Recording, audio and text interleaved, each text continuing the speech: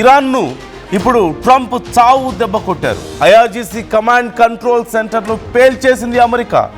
Blasting టైంలో command control సెంటర్లో పలువురు ఉన్నతాధికారులు కూడా ఉన్నట్లుగా తెలుస్తోంది. ఐఆర్జీసీ చీఫ్ అహ్మద్ వాహిదీ సహా 10 మంది టాప్ ఆఫీసర్స్ ప్రాణాలు కోల్పోయారంటూ సమాచారం అందుతోంది. ఇరాన్కు ఐఆర్జీసీ గుండెకాయ లాంటిదనే చెప్పాలి. ఇప్పుడు ట్రంప్ని ఇన్ని రోజులుగా నానా ఇబ్బందులకు గురి చేస్తున్నటువంటి ఐఆర్జీసీ మీదనే ఈసారి ట్రంప్ ఏకంగా బాంబు వేశారు. ఇరాన్కు దీనివల్ల చాలా భారీ నష్టం అంటూ తెలుస్తుంది. పెద్ద సంఖ్యలో ఐఆర్జీసీ అధికారులు మరణించారంటూ ట్రంప్ కూడా చెప్తున్నాడు. ఎంతమంది ప్రాణాలు తీసినా సరే తగ్గేది లేదు అంటూ మరోవైపు ఇరాన్ చెప్తోంది. ఇరాన్పై రాత్రి నుంచి ఆపకుండా అమెరికా దాడులు చేస్తూనే వస్తుంది. మిజైల్స్, సైరన్ శబ్దాలతో టెహ్రాన్లో అలజడి కొనసాగుతూనే ఉంది. కీలకమైనటువంటి ఐఆర్జీసీ స్థావరాల మీద ఇప్పుడు అమెరికా టార్గెట్ చేస్తున్నట్లుగా తెలుస్తుంది. ముఖ్యంగా అమెరికాని ఇప్పటి వరకు ఈ స్థాయి వరకు యుద్ధంలో నిలువరించగలిగిందంటే ఖచ్చితంగా ఇరాన్ ఐఆర్జీసీకే క్రెడిట్ ఇవ్వాలి. ఐఆర్జీసీకి మొత్తం అన్ని వ్యవస్థల మీద కంట్రోల్ ఉంది. ఇప్పుడు రాజకీయ వ్యవస్థ మీద కూడా కంట్రోల్ వస్తున్నట్లుగా కనపడుతోంది.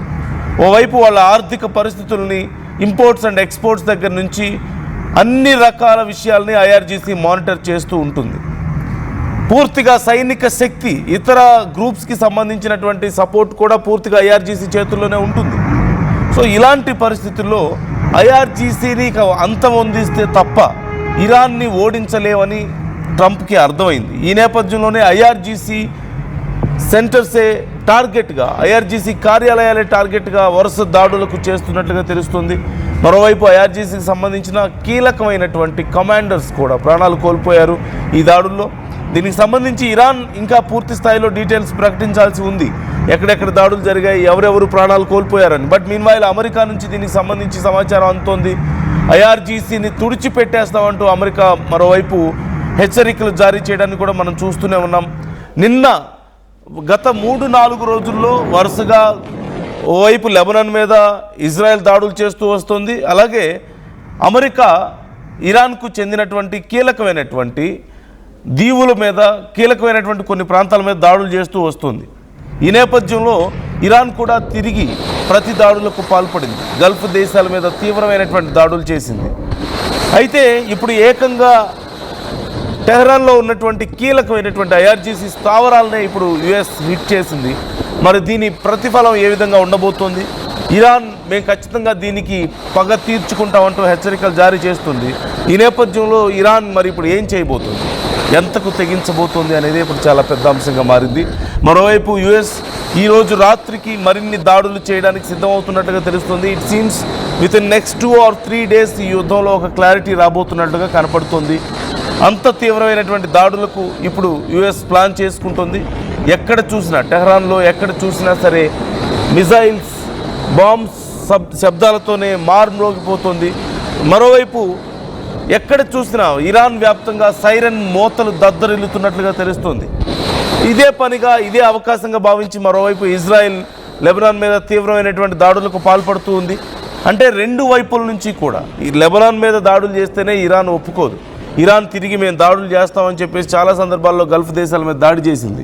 అలాంటిది ఓవైపు టెహ్రాన్ మీద తీవ్రమైన దాడులు చేస్తూ, మరోవైపు లెబనాన్ మీద ఇజ్రాయెల్ దాడులు చేస్తూ యుఎస్ అండ్ ఇజ్రాయెల్ కలిసి మూకుమ్మడి దాడులకు పాల్పడ్డాన్ని మనం ఇక్కడ చూడొచ్చు. ఒక్కసారి ఆ దాడుల తీవ్రత ఏ స్థాయిలో ఉందో నేను మీకు కొన్ని విజువల్స్ చూపించాలనుకుంటున్నాను. ఒక్కసారి ఆ విజువల్స్ చూడండి. ఎంత భయంకరమైన అటాక్స్ యుఎస్ చేస్తుంది అనేది మీకు అర్థమవుతుంది.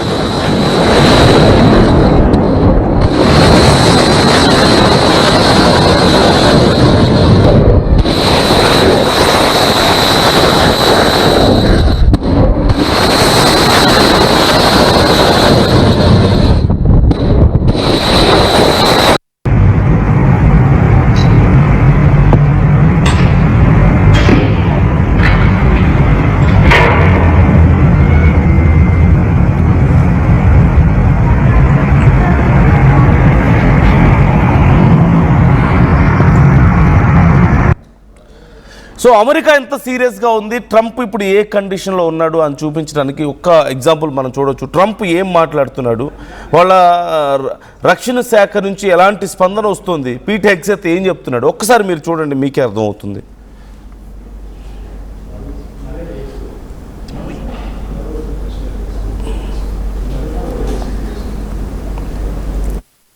Very hard to get, but now we had to make the second move.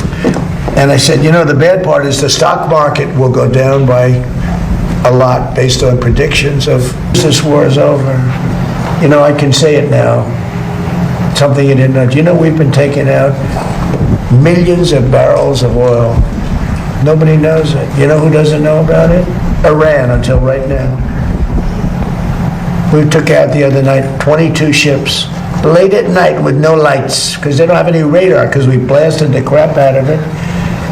We took out, that's why oil's $85 a barrel. I mean, you take a look. Remember when I did this, I said, look, the one bad thing will be we hit the best economy we've ever hit. And I said to my people, I had Scott, I had Howard, I had Pete, I had all of them. I had Todd in the room. I said, the one thing we have to do now, we had just hit the highest stock market in history, highest 401ks in history. Everything was going well. And I said, I hate to do this to you guys, but Iran's going to have a nuclear weapon very soon.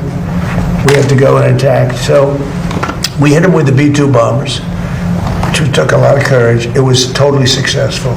We buried it, very hard to get. But now we had to make the second move. And I said, you know, the bad part is the stock market will go down by a lot based on predictions of this war is over. You know, I can say it now. Something you didn't know. Do you know we've been taking out millions of barrels of oil? Nobody knows it. You know who doesn't know about it?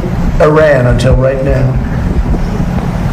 We took out the other night 22 ships late at night with no lights because they don't have any radar because we blasted the crap out of it.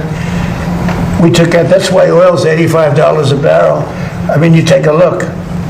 Remember when I did this, I said, look, the one bad thing will be we hit the best. Even US రక్షణ శాఖ కూడా ఇప్పటికే ప్రకటన చేసింది, పూర్తి స్థాయిలో మేము యుద్ధ సన్నాహాల్లో నిమగ్నమై ఉన్నాం, మరింత భయంకరమైనటువంటి దాడులు చేయబోతున్నాం అంటూ చెప్తున్నారు. ఈవెన్ పీట్ హెగ్సెత్ ఏం చెప్తున్నారు ఒకసారి మీరే చూడండి.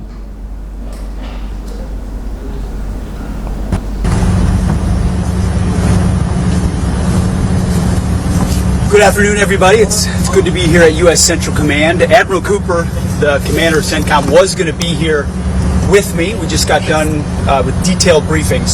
But of course, he is busy because CENTCOM, Central Command, will be busy tonight because President Trump said we will be hitting Iran hard, and we will be. Because Iran has a chance to make a good deal, a great deal, to codify what they said they've been willing to do, and they haven't been willing to do it. So, as President Trump said, they've been tapping. You can see when someone's trying to tap on a deal. Instead, they're going to have tap bombs dropping on key facilities in Iran from the United States of America. And that's not because we want to restart anything we don't have to restart. It's because the War Department is prepared to set the terms to ensure that we get the kind of deal President Trump expects. And Admiral Cooper and the team here at CENTCOM has done a phenomenal job from the beginning on Epic Fury and through this blockade, ensuring that we have a chance to reach that end state, which is Iran will never have a nuclear weapon, which they say they don't want. And so since we're so close to that negotiated deal, if that's the case, they should step up and do it. There's another thing that was revealed today by the President that the press has not been aware of, but certainly this bill. So మనం చూస్తున్నాం, Pete Hegseth కూడా అదే warning ఇస్తున్నారు. Trump చెప్పారు. So ఈ నేపథ్యంలో central command is very busy అంటూ చెప్తున్నారు. మరిన్ని దాడులు చేయబోతున్నాం, చాలా భయంకరమైనటువంటి దాడులు చేయబోతున్నాం అంటున్నారు. సో నెక్స్ట్ 24 hours చాలా క్రూషియల్గా ఉండబోతుంది ఈ యుద్ధంలో. ఏం జరగబోతుందని మీకు అనిపిస్తుంది? ఈ యుద్ధంలో ఇన్ని రోజులుగా కొనసాగినటువంటి ఈ భయంకరమైనటువంటి యుద్ధంలో almost 3 months, more than 3 months, 100 days పూర్తి చేసుకుంది యుద్ధం. ఇన్ఫ్యాక్ట్ ఈ 100 days పూర్తి చేసుకున్నటువంటి ఇంత సుదీర్ఘమైనటువంటి యుద్ధం మరొక 24 గంటల్లో ఒక స్టేజ్కి రీచ్ అవ్వబోతుందా, ఒక కంక్లూజన్ స్టేజ్కి రీచ్ అవ్వబోతుందా? అమెరికా ఈ యుద్ధాన్ని ఇక ముగించాలనుకుంటుందా? పీస్ టాక్స్ అనే డ్రామా అయిపోయిన నేపథ్యంలో ఇక యుద్ధంతోనే ఈ సమస్యకు పరిష్కారాన్ని కనుగొనబోతున్నారా ట్రంప్? అంటే అవును అనే సంకేతాలే కనిపిస్తున్నాయి. వరుస దాడుల తీవ్రత చూసినా, మరోవైపు ఇజ్రాయెల్ చేస్తున్నటువంటి దాడుల్ని అర్థం చేసుకున్నా ఖచ్చితంగా అవే సంకేతాలు కనిపిస్తున్నాయి. What Iran is going to do now? ఇదే అతిపెద్ద ప్రశ్న. వాళ్ళ ఐఆర్జీసీ కమాండ్ కంట్రోల్ సెంటర్లు ధ్వంసం అవుతున్నాయి. ఇన్ఫ్యాక్ట్ యాజ్ ట్రంప్ సెడ్, వాళ్ళ ఆర్మీ, నేవీ, ఎయిర్ ఫోర్స్ బేస్లన్నీ కూడా చాలా తీవ్రంగా దెబ్బతిన్నాయి. ప్రజలు అల్లాడిపోతున్నారు. ఇన్ఫ్లేషన్ ఉంది ఈ దేశంలో. ఇలాంటి పరిస్థితుల్లో ఇక యుద్ధాన్ని కొనసాగించలేకపోయినా వెనక్కి తగ్గలేని స్థితిలో కూడా ఇరాన్ ఉంది ఇప్పుడున్న సందర్భంలో. ఈ పరిస్థితుల్లో ఇరాన్ ఏదైనా తీసుకోకూడని నిర్ణయం తీసుకుంటుందా? ఒకవేళ భయంకరమైన నిర్ణయాలకు ఏదైనా వెళ్ళే అవకాశం ఉందా అనే ఒక ఆలోచన కూడా చాలామందిని భయపెడుతుంది. అంతకు తెగిస్తుందా ఇరాన్ అనేది? What if it happens? So what do you think is going to happen? ఇప్పటికే America with in very short period 49 tomahawk మిజైల్స్ని ఉపయోగించామంటూ ఒక సర్వే ప్రకారం తెలుస్తుంది. బట్ కొంత సమాచారం ప్రకారం ఇంకా పెద్ద ఎత్తున ఎక్కువ ఉపయోగించారు అంటూ కూడా తెలుస్తుంది. మరోవైపు 18కి పైగా అమెరికా స్థావరాలను మేము లక్ష్యంగా చేసుకున్నాము అంటూ ఇరాన్ వర్గాలు కూడా ఇంకోవైపు చెప్తున్నాయి. మరోవైపు ఇవన్నీ ఒక ఎత్తు అయితే హార్ముజ్ స్ట్రైట్ మూసుకుపోయింది. దీనివల్ల మరొకసారి అంతర్జాతీయ స్థాయిలో క్రూడ్ ఆయిల్ ధరలు పెరగబోతున్నాయి. And it's going to impact most of countries in the world. Most of the countries చాలా సఫర్ అవబోతున్నాయి మరొకసారి. సో ఓవరాల్గా సిచ్యువేషన్ ఒక కంక్లూజన్ స్టేజ్కి అయితే దగ్గరలో ఉన్నట్లుగా అర్థమవుతుంది. ఇక యుద్ధమే ఇన్ని రోజులు పీస్ టాక్స్ కూడా ఉండొచ్చేమో అన్న ఆశ కానీ, జరుగుతాయేమో అని, లేదంటే జరుగుతున్నాయని, పాకిస్తాన్ వేదికగా, ఇస్లామాబాద్ వేదికగా జరుగుతున్నాయని చాలా రకాలుగా వార్తలు మనం వింటున్నాం. నౌ ట్రంప్ ఓపిక నశించినట్లుగా కనపడుతుంది. లేదు అంటే డ్రామా ఇక అయిపోయింది, పూర్తి స్థాయిలో ప్రపంచాన్ని కన్విన్స్ చేయడం అయిపోయింది, ఇక మన పని మొదలు పెడదాం అన్నట్లుగా కనపడుతుంది. ఈ నేపథ్యంలోనే ఈ దాడులు, ఇంత తీవ్రమైనటువంటి దాడులు కనపడుతున్నాయి. మీ అభిప్రాయాలు కూడా మాతో షేర్ చేసుకోవచ్చు. ఈ అంశానికి సంబంధించి మీరు కూడా కామెంట్ చేయొచ్చు. మీకేమనిపిస్తుంది?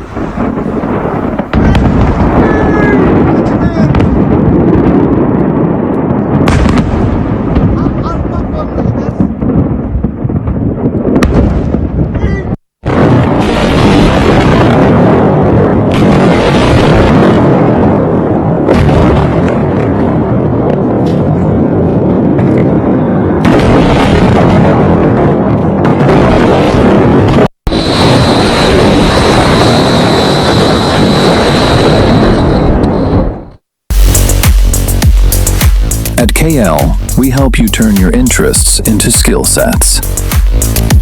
KL deemed to be university. చిన్న చిన్న ఆనందాలు 35 ఏళ్లుగా నా జీవితంలో లేవు. 35 ఏళ్లుగా నేను డైపర్లలో బ్రతికాను. 6 సెంటీమీటర్ల ఫిస్టులా నా మూత్రాశయంలో లీక్ కారణమైంది. ఎవరూ నాకు సహాయం చేయలేకపోయారు. AINUలో వైద్యులను కలిసే వరకు. అక్కడ వారు రోబోటిక్ శస్త్రచికిత్సతో నాకు పరిష్కారం ఇచ్చారు. వారు నా ఆత్మవిశ్వాసాన్ని కూడా తిరిగిచ్చారు. Precision care makes it possible. The Center for Robotic Surgery at AINU